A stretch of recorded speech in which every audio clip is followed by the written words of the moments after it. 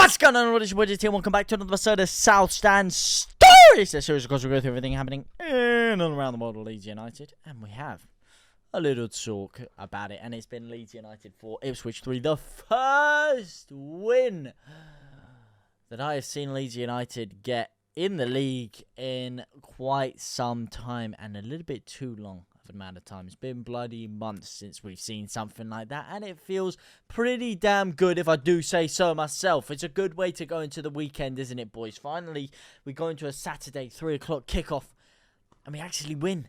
We actually have something to give us happiness for the rest of the day, give us motivation going into Sunday and the rest of the week. And what a performance it was in patches is the key word. In patches very poor, in patches very good, and we will get into all of that in just a second. But before we do, there are only 30% of you that are subscribed to the channel that do watch these videos. So if you could please do me a big favor. We're going to be going big this season. If you could please subscribe and tick that notification bell so you don't miss out on any future content. But alas, it is time to digress, or to stop digressing, and get straight into the action of the game. And it started off extremely poorly, because it started off as typical Leeds. You know, we looked dangerous. We looked like we were going to score. The movement from the front forward four was phenomenal, or the front four, should I say, going forward was phenomenal. And then what happens? One counter-attack, one through ball, and they're in there like swimwear, and they score. 7 minutes, 1-0 down, an own goal. Joe Rodon, for me, I don't want to get onto him too much.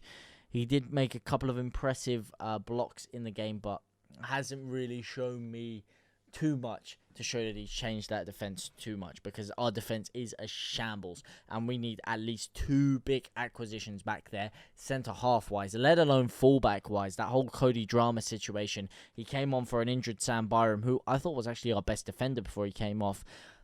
Drama comes on and caused a lot of drama coming on at left back there. I don't know what he was thinking. The second he comes on, he loses the ball instantly, and they almost score. The second mistake he makes, really, that terrible back pass.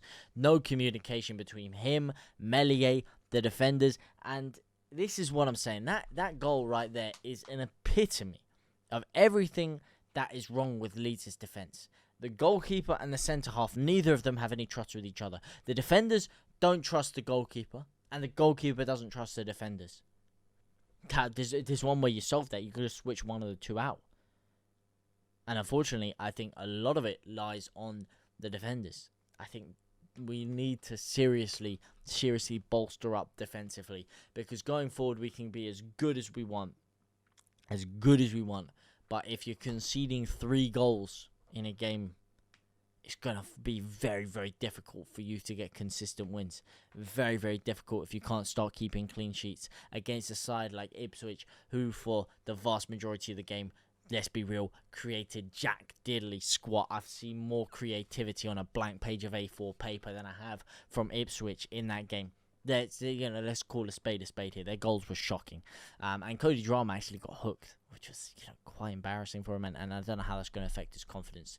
It could either go one or two ways. It could propel him forward, or it could really push him back. But I think we do need him, and we need as many defenders as we can get, because, you know, as you saw with Sam Byram, injuries can happen in the Championship, or are very likely to happen in the Championship. So you need as much depth in there as possible, and we need Cody Drama firing on all cylinders, because I've been his biggest praiser, you know, since he's come back, or since he signed for us in the first place. And unfortunately, he hasn't got the game time. But I do have to say, today I thought he was very poor. But it was harsh what happened to him. Now, that's enough of the defensive frailties and everything, because, I mean, let's be real, there are a lot of them. Going forward, we got to talk about a couple of those boys. We got to be talking about Jorginho Rutter. We got to be talking about Sinisterra. We got to be talking about Nonto. And listen, I said it to you guys. At Cardiff, that first game of the season. If we can keep Somerville, Sinisterra, and Nonto, we'll be flying. We'll be fine. We'll be alright if we can keep those 3. For sure. for sure. And I'm not talking about Adam, the geezer who's just gone to Norwich. I'm talking for certain. Money back guaranteed. We will be sorted if we keep those players. Because the quality, the passion, the razzmatazz that these players bring going forward is nothing like anything you'll ever see in the Championship. Nothing like it. There are so many levels of quality between those three. And maybe Rutter just sliding in there and the rest of the Championship. Teams will not be able to deal with them. And they can't. They can't. If I compare this side to the Bielsa side that got us promoted, we were playing a lot better as a team creatively and attacking wise, yes. But we did not have this level of individual quality. We just didn't. Nonto, his movement for the goal, phenomenal. Sinistera, that last goal there. You know, we're under the cosh a little bit. You know, we're sat back, we're relaxing. Boom, all of a sudden, 10 minutes, 15 minutes, he comes to life.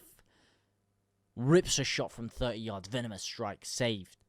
Again, runs forward. Plays a lovely 1-2 of Perot. Slots him in. He doesn't quite soar. It's saved away by the keeper.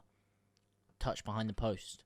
And then, a few minutes later, bang, Shackleton gets the ball. Nice through ball. Nice through ball. But the pace of Sinistera to keep his run. Hold the defender off. Open up his body and slot it in the corner. Phenomenal, man. I thought Nonto was great in the first half. I thought Sinistera was great in patches in the second half. And Rutter. Jorginho Rutter. This is the man I was actually very excited for the Championship. I thought it'd be perfectly suited to him. I think he has the physicality for the English game. Even when I look at his time in the Premier League, I thought he had the physicality to deal with the Premier League. I thought it was just a touch of quality and decision making at times that really held him back. But his physicality was never an issue.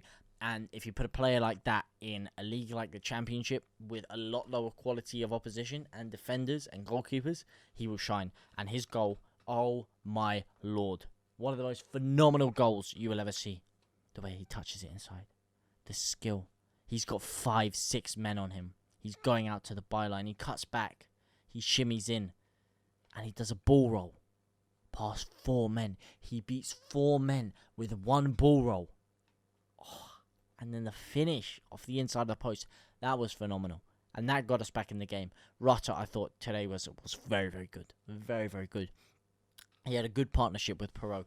What I would say is I think Perot was a little bit too deep for me. I think it worked because it allowed Rutter to do a lot of the pressing and it allowed him to, create some space because Perot was kind of dragging the defender away a bit. But I would like him to occupy a bit more space in the box and create a bit more of a nuisance of himself.